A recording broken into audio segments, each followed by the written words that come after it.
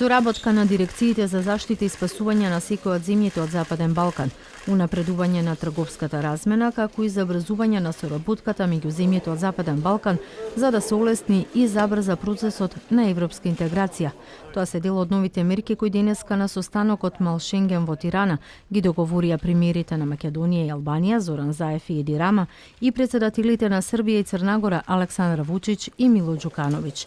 На третата средба на Балканскиот Шенген, домаќинот Еди Рама уште еднаш се обрати до косовските лидери кои не се вклучуваат во иницијативата, оценувајќи дека тоа ќе биде на штета на Косово.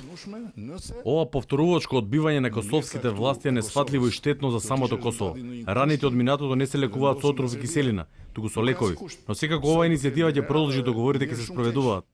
Премиерот Заев истакна дека со оваа иницијатива регионот покажува дека веќе се создава нов Балкан, најавувајќи дека во февруари ќе го потпишат заедничкиот меморандум за движење на лица со лична карта и унифицирање на процедурите за работните дозволи на сите граѓани во регионот.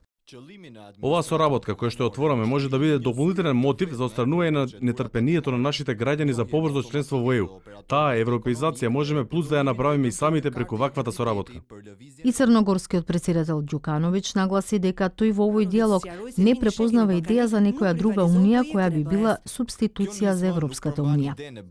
И кога тоа би се појавило, наш одговор ќе биде не, благодарам. Ние сакаме да сме дел од ЕУ и на тој план долго и вредно работиме. Овде сме да изградиме мостови меѓу минатото кој не разделува едината која не обединува. Српскиот председател Вучич истакна дека преку оваа иницијатива ќе се обидат да формираат единствен пазар на труд, што ќе значи убедливо поголемо привлекување на странските инвеститори.